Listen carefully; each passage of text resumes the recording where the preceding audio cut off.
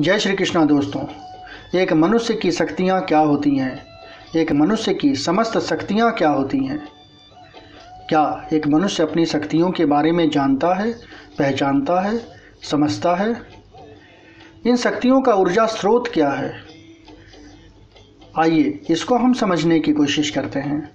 कोई भी व्यक्ति जितना कुछ वैभव, उल्लास और साधन संपत्ति अर्जित करता है, वह उपार्जन एक ही मूल्य पर होता है। वह मूल्य है शक्ति।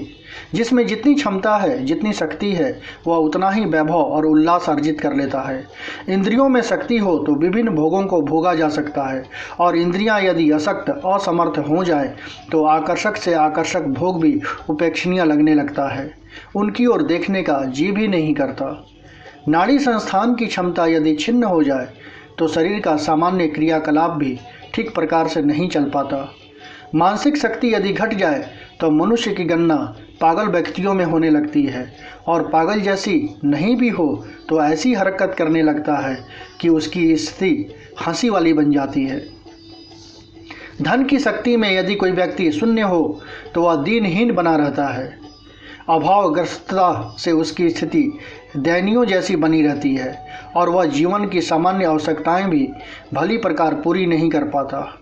मित्रता को भी शक्ति कहा जा सकता है, जिसका स्वरूप सामाजिक होता है। यदि सच्चा मित्र शक्ति न रहे तो व्यक्ति अपने आप को एकाकी अनुभव करने लगता है और जीवन निरर्थक, निरीह लगने लगता है। इन सभी शक्तियों में प्रधान है आत्मबल। आत्मबल आध्यात्मिक पक्ष से संबंधित होने के कारण अन्य सभी शक्तियों से उच्च स्तर का समझा जाता है। यदि वह शक्ति पास में न रहे तो मनुष्य प्रगति के पथ पर एक भी कदम आगे नहीं बढ़ सकता। जीवन उद्देश्य की पूर्ति आत्मबल से रहित व्यक्ति के लिए प्रायः असंभव ही रहती है। कुल मिलाकर कहा जा सकता है कि क्या आध्यात्मिक और क्या भौतिक, सभी क्षेत्रों में अभिष्ट सफलता प्राप्त करने के लिए शक्ति का संपादन नितांत आवश्यक है। शक्ति संपादन के संबंध में यह तथ्य ध्यान में रखना चाहिए कि इसका स्वरूप चाहे जो हो, स्रोत एक ही है। आभूषण चाहे कान के बने या गले का, सोने का ही उपयोग किया जाता है। पृथ्वी पर व्याप्त समस्त ऊष्माओं का केंद्र सूर्य ही है, चाहे वह शरीर की गर्मी हो या आग की। भारतीय मनुष्यों ने इसी प्रकार समस्त शक्तियों का स्रोत, साधन एक ही माना है और उसे गायत्री का नाम दिया है। भौतिक जगत में पंचभूतों को प्रभावित करने वाली जितनी भी शक्तियां हैं, और आध्यात्मिक जगत में जितनी भी विचारात्मक, भावनात्मक तथा संकल्पनात्मक शक्तियां हैं, उन सबका मूल उद्गम एवं अजस्त्र भंडार एक ही है, जिसे गायत्री नाम से संबोधित किया गया है। इस भंडार में, शक्ति सागर में जितना भी गहरा उतर जाए, उतना ही बहुमूल्य रत्न राशि उपलब्ध होने की संभावना बढ़ती चली जाती है।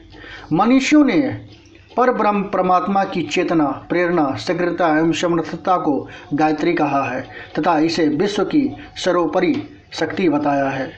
विभिन्न देव शक्तियों जो अन्य प्रयोजनों के लिए प्रयुक्त होती हैं और विभिन्न देव नामों से पुकारी जाती हैं, इसी शक्ति के ज्योति स्फुलिंग हैं। वे समस्त शक्तियाँ उस परम शक्ति की ही किरणें हैं।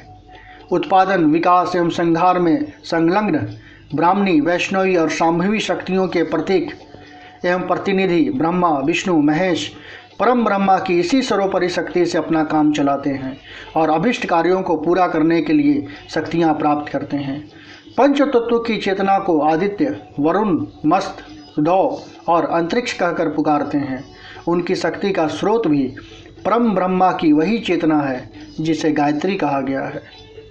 जय श्री कृष्णा दोस्तों। आपकी इस बारे में क्या धारणा है, क्या राय है, क्या सोचते हैं?